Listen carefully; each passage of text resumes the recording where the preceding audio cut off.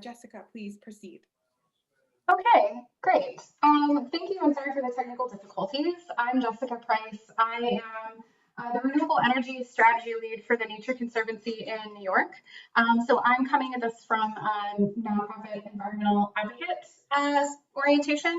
And I'm going to tell you about the Long Island Solar Roadmap. And then we're starting another project that's going to have stakeholder engagement to design a handbook of solar PV design solutions for local decision makers to help them understand how the ways that solar projects can be designed to benefit their communities.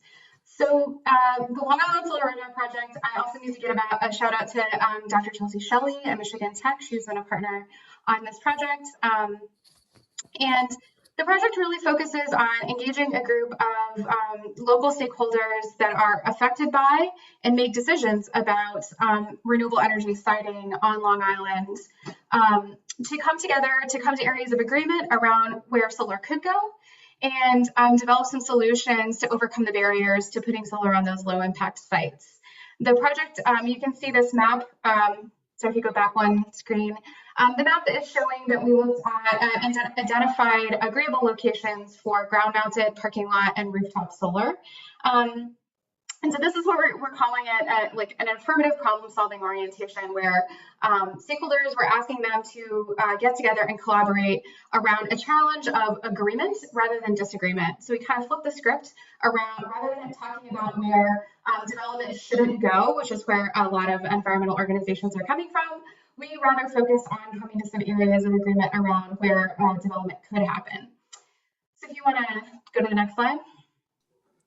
And Sarah, I'm sorry to interrupt. Could you mute, because Jessica is really echoing. Thank you, Sarah. Yeah, and I'll get closer to my microphone here if that helps. And I have a couple of, the report is actually coming out in 2 weeks. So if you want to read all about it, you can go to solarroadmap.org. It talks a lot about our process and our findings. But really through this process and some other stakeholder engagement processes that we've been involved in, really wanted to highlight some of what we feel are the key ingredients for having an engaged stakeholder group throughout a process. This was a 3-year process. So we were able to keep a group of 38 total people involved in our work, including a steering committee of stakeholders, as well as a stakeholder group that we engaged less frequently than the steering committee.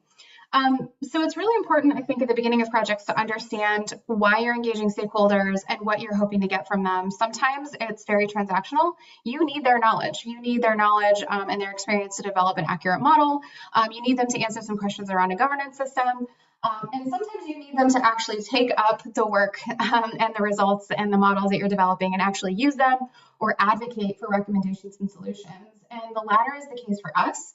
So as others said, our process was very important. We centered stakeholder knowledge. We began our project through interviews, similar to the snowball approach that the previous speaker was talking about. We conducted interviews to understand what the situation was and where people were starting from. From these interviews, we got a better understanding of the language, how people viewed this potential project, how they thought it could be useful or not. And that helped us form that stakeholder group.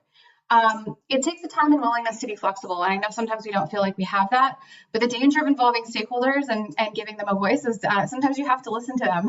So if we ask, how could this be useful to you? What do you think about this design or this process? We made some significant changes that cost us time, that were more time consuming in order to develop a product that was going to be more useful for the folks that we're hoping to influence at the end. We required work of our stakeholders. There's a quote, and I don't see my notes, so I can't attribute it appropriately, but it basically is good stakeholder engagement requires work of your stakeholders. And so we actually, they were involved in this process and the project. They helped create some of our outputs. And it's our theory of change that they have a greater sense of ownership and are more likely to take those recommendations and those results out in the world and advocate for them themselves. And that was a really important factor for us.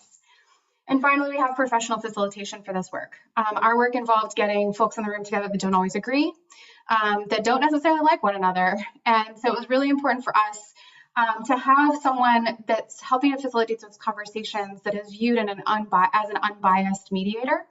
And it really helped us and helped, I think, our stakeholders approach this with honesty and straightforwardness, and helped create a space where they were able to differ collaboratively and collectively without exacerbating those differences, and really having some productive conversations. And so with that, I'll stop so I don't take up too much time, especially given my technical problems, but I would be happy to follow up with anyone if you have questions. Great. Thank you so much, Jessica. All right. Our next presenter